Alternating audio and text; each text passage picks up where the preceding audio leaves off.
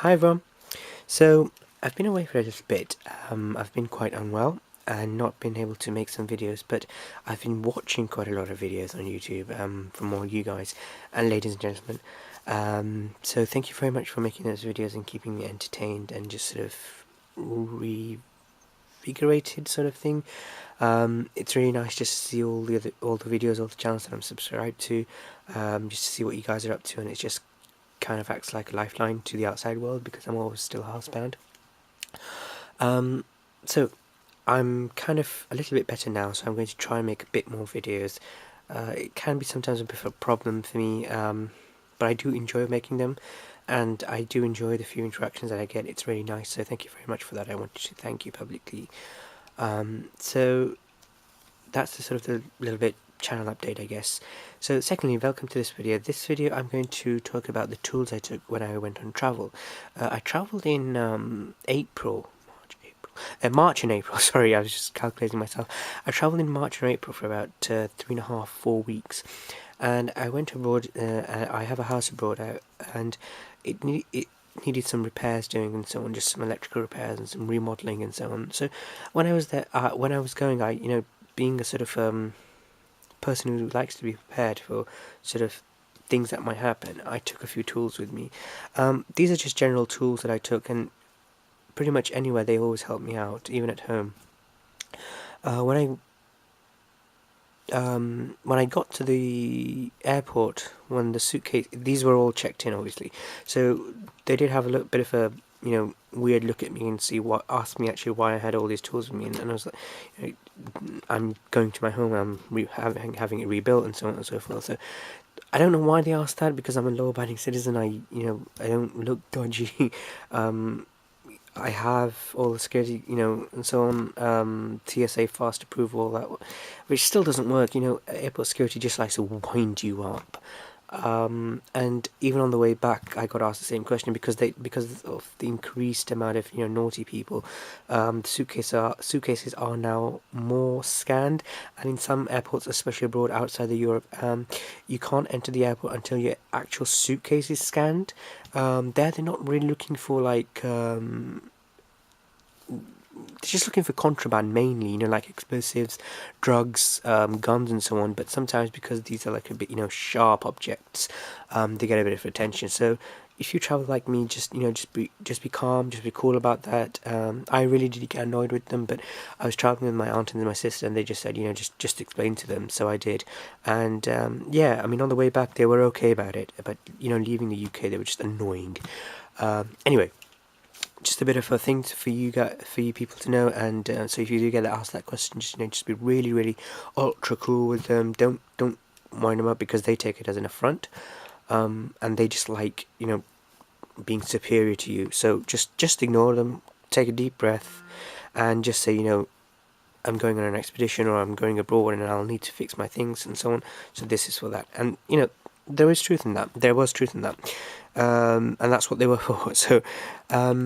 So when I was there, I took all these, but obviously my aunt always said, my family always say, oh my god, you take too many stuff with you. But when we got there, one of the builders had had destroyed the curtain rail. It's a very, very long curtain rail, and it was literally the front room, and we just couldn't go out. My aunt and my sister couldn't really go out that much because I still, even when I went there, I was still housebound. So it just kind of occurred to me, like, as kind of an inspiration. I mean, it's probably not an inspiration to you guys, but instead of replacing the curtain rail, I just used a pair of these. These are the the bungee cords. So I just stretched these out. There's a pair here, so I just stretched one out and then one out. I think these stretched to about 1.5 meters without too much torsion. So we just managed to cover the railing, and actually they're still there. This is a replacement set. And one thing I actually wanted to say was that the original pair that I left over there, I bought that for, I think it was like £4 something. But when I came back, I thought, do I really want? I mean, I really wanted another set, but I thought, shall I spend another £4? And then I looked on Amazon, and I got a set of 10 of these, so 5 pairs, 5 pairs for £7 something, £7.49 something, so that was a really good bargain. And even now when I'm looking on websites, they're like £4 something for one set, for like 2 of them, like 1 pair, and I just think that's, you know, disgusting. 550 paracord, I always just had a packet, spare pack in my suitcase, and we ended up using quite a lot of that. And on the way back, my aunt came back and my sister and I stayed in a hotel because I was just too tired to complete the second part of the trip. So in the hotel in my room, I just picked up this plastic thing they had in the hotel with something on the front, like a pad, and I just cut out V grooves into here and just wrapped it around here. I didn't want to buy like a paracord holder because it just gets too heavy, and I think this is perfect for me, for my situation. So that was that. Coming to the tools then, my Swiss Army knife Cyber Tool 34 is still one of the most used tools that I have. Recently I've been using the posi drive screws. I needed to open up a washing machine panel and fix the button panel thing. Some dirt had got into there. So because of these, my Swiss Army knife is the most used. This model is the most used. It has a small pair of pliers and scissors, so I'm really good with that. I always keep my tough cut shears with this. I check it in when I go to travel, but other than that, it's always in if you're looking at the bag this way, it's always on the right side of my 511 Rush 24. So very, very helpful tools. Super glue, can never have enough super glue. I only took one, and I've finished this bottle now. I finished it a couple of days ago when I had to fix something for my aunt. So I've got replacements for this, but always have some super glue. This is the Unibond one, and it's the, if I can get it out. No, I can't. I've just destroyed it because. But anyway, there's a brush in there, so it's like this. So there's a little bit of there's a brush there, so it's the brush applicable one, and this one is really, really good. I really like this one. A brush, always handy, and this usually stays in my pocket, but I kept it with this, so I really like having a brush. Leatherman, this is my Leatherman rebar. The only thing it doesn't have is a pair of scissors. Now, whenever I'm abroad or whenever I'm in company, I always have my Leatherman wave with me, and that's always on my belt. But everyone wants to sort of, you know, borrow my Leatherman and all that stuff, and sometimes, you know, people have just borrowed it and not giving it back to me, and I've had to say, you know, I need my Leatherman back. So I always carry a spare Leatherman, and I often find that I actually, you know, I leave my Leatherman wave on my belt and just use this instead. And then if I ever forget this, or if it's an emergency, then I still have my Leatherman wave in my belt. So a Leatherman rebar, and this is really, really light, really compact. It fits in my hand, and I really do like this multi-tool, and it does have the replaceable cutters, so this is just a perfect tool. And then this. So this roll had a couple of things, and the most useful thing in here, the two most useful things, was first of all this. This is I think it's by Klein Tools. I've forgotten. This is by Klein Tool. Yeah, CK. So it's by CK. This is the live electricity tester. So as you can just hear it, that's near my laptop cable. It goes red if I can just. This is my live laptop cable. So if I just do that, so it just makes this noise and it kind of goes red. This was really, really, really helpful. The air conditioning had failed, and I used this. We actually did call a couple of electricians, you know, from professional companies, but you know, they just overcharged it. And we managed to find the line, and we managed to fix the problem with this. My cousin and I, you know, he's like 6'2", so it's always nice to have a BFG on call. So this was really, really, really helpful.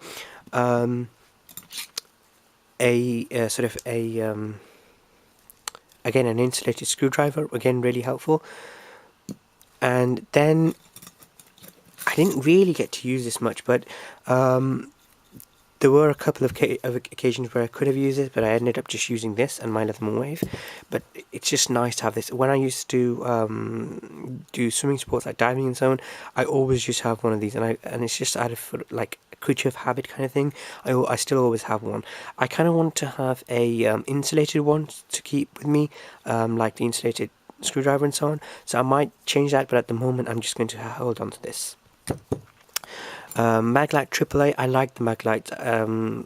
I just like backlights because they don't irritate my eyes. And this is just the standard classic bulb. It's the AAA one, which takes two bulbs, two AAA batteries, and it just has a bulb there. And I like these compared to LEDs. I do have LEDs, the Streamlight Stylus and the Streamlight Stylus Pro. So when I need an LED, I'll use those.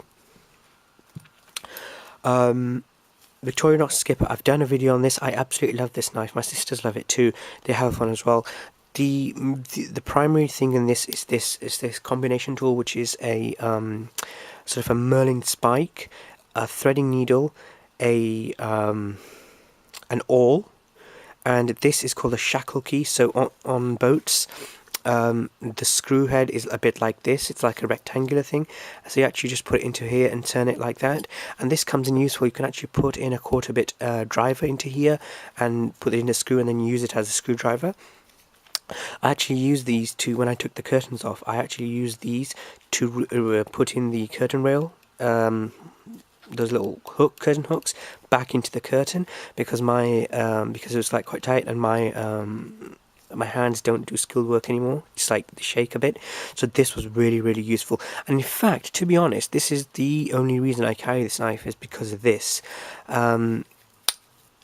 I have other tools in my Leatherman, so I mean it does come with a spare, spare as in because I have other things, a serrated knife and so on. But my main thing is this. Now, I just wish Victorinox just did one of these on its own, just with this. I would be in heaven. But they don't, so at the moment I'm just going to carry this. It doesn't matter because the weight of this is very much, this makes up for its weight, and it makes up for its weight in gold, platinum, whatever you like, and diamonds. This makes up for it, and it's really, really helpful. In fact, when my sisters carry it, this is the most used tool on their equipment, on their multi-tool. And this just wraps around there. And the final 3 items are this. These are by Sportfish. It's a British company, and they're made in Pakistan, which is where a lot of surgical equipment is made. And in fact, it's actually made by the surgical company that makes surgical equipment for the British company Sportfish. Now, these are very expensive. They're about £10 each, but they are really, really helpful. They're actually for fishing, so they're the de-hooking, debarring kind of tools. But if you just have a look at the handles here, the eyes of the handles here, they're just really, really big. I have a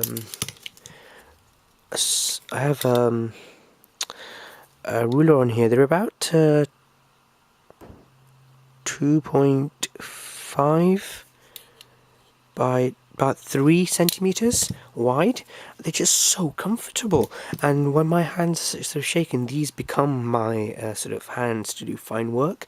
This is just what's known as a forceps, so it just has I hope if you can see here, it just has these ridges for gripping onto things. This is I think this is this is without the ridges, and it does have a little bit of a scissor point here.